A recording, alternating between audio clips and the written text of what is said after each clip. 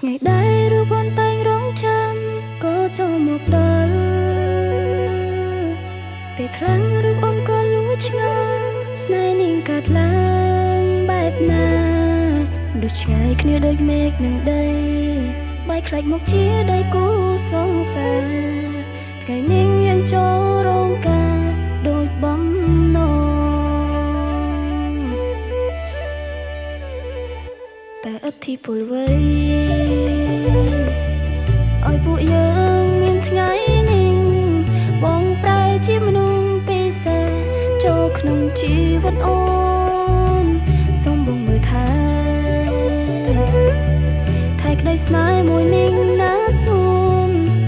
សូមបងមើលថែអូនមួយជីវិតអូនពិតមានសំណា